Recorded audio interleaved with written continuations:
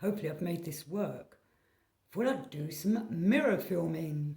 Mainly because I was discussing the other day with some friends mirror magic. We'd gone to see Dr. D's obsidian discs that he used to use to scry with and used to summon up the angels. Though it wasn't really him that summoned them up, it was his assistants that he used to have. But what we were discussing was, in this day and age, should we be summoning angels and demons and devils and such like to do our bidding for us? If we're working on ourselves and becoming higher beings and developing ourselves so that we're awake and that we're attuned to the universe, then we won't have need of these other beasts to do our bidding for us.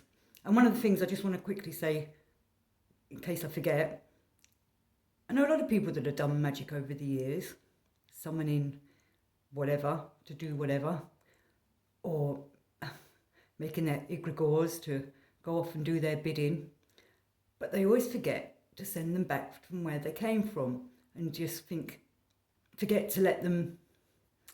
Everything needs to be wound down, and if it isn't wound down and it continues doing its supposed thing, it will at some point start doing the reverse of what it was sent to do, or will start causing a lot of mischief. So one must always do a finishing ritual or sending them back to wherever they came from. But the point of this message or this film was, one has to be careful what one is looking for, what one wants.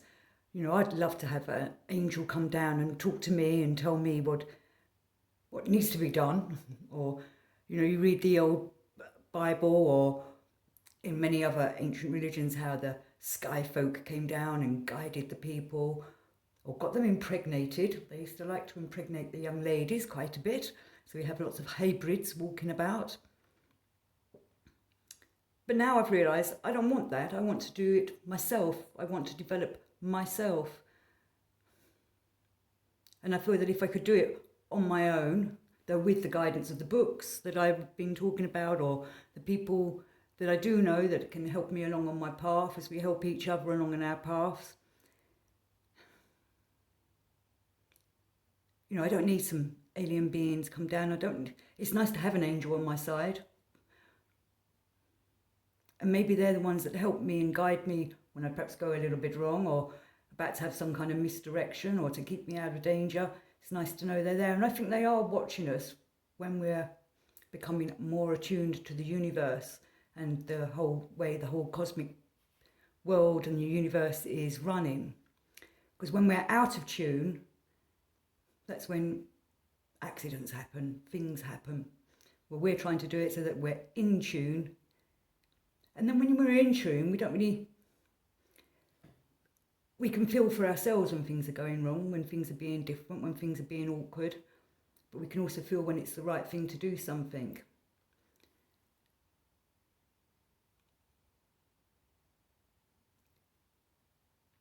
It was fun looking at Dr. D's scrying mirrors.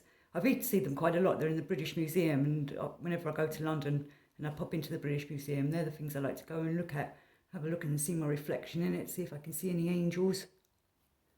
Was Dr. D talking to angels? I'm not sure. We've got to remember that it wasn't him that saw or spoke to them. He had his scryers to do that. And maybe he wanted to believe so badly. And as we can remember, Dr. D, the angels were helping him at first, but after a while they started asking for some weird things for them to do, such as the old wife swapping, for those of you that know about that story.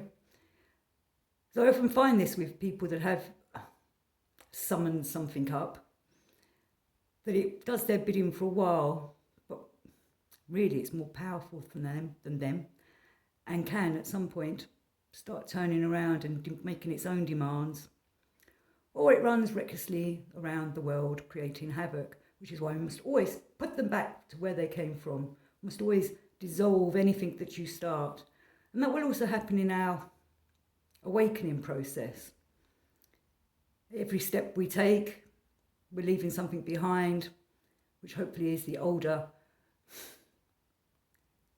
I'm going to say stupider version of myself, or whatever it is that you have. You know, you're shedding skins as you're going through this, and you have to make sure that skin's been taken off completely, and no little strands holding on to you to hold you back, or to suddenly remind you of how you used to be or what you wanted before, where now you're hopefully working on awakening.